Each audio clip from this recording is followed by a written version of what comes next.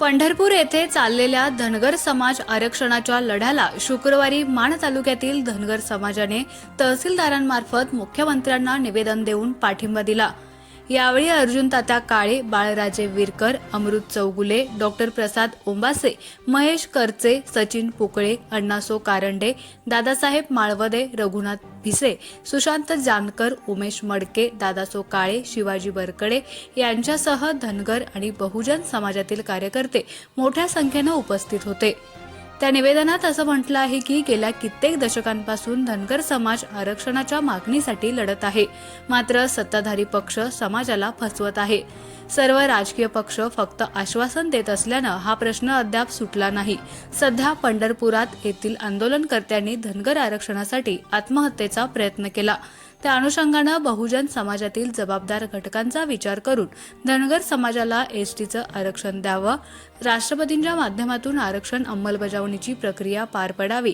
केवळ कागदांचा खेळ करून समाजाला झुलवत ठेवून समाजावर अन्याय केल्यास येत्या 8 दिवसानंतर दहिवडीत आमरण उपोषण करू असा इशाराही धनगर आणि बहुजन समाजातील कार्यकर्त्यांनी दिला आहे। यकोट यकोट जय मल्हार। आरक्षण आमच्या हक्काचे, नाही कुणाच्या बापाचं, अरे कोण म्हणतो देत नाही, घेतल्याशिवाय राहत नाही। नमस्कार, जय मल्हार। मी बाळराजे विरकर, मसवड, तालुका मान, जिल्हा सातारा। मी आज समस्त सकल धनगर समाज महाराष्ट्र राज्य यांच्या वतीने जे राज्यव्यापी आंदोलन पंढरपूर येथे सुरू आहे त्या पंढरपूर येथील उपोषणासाठी समर्थनात त्यांच्या समर्थनात आम्ही आज मान तहसील येथे निवेदनाद्वारे त्यांना समर्थन म्हणून एक निवेदन दिले आहे।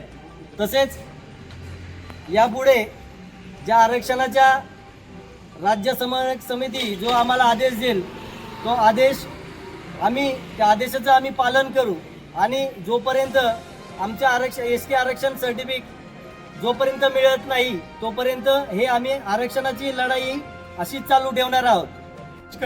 जांभुणी तालुका मान। खरं तर धनगर आरक्षणाचा प्रश्न हा स्वातंत्र्यापासून प्रलंबित आहे।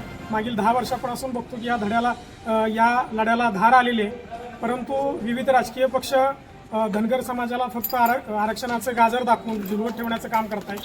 कोणीही राज्यकर्ते आले तरी कागदपत्रांच्या कचाट्यामध्ये अडकवून धनगर समाजाची फसवणूक करतायत। मी खरं तर धनगर समाजाचा नाही आहे, परंतु 2014च्या जो धनगर आरक्षणाचा जो लढा उभा राहिला होता त्यामध्ये मी सक्रियपणानं पश्चिम महाराष्ट्रामध्ये मी भाग घेतलेला आहे।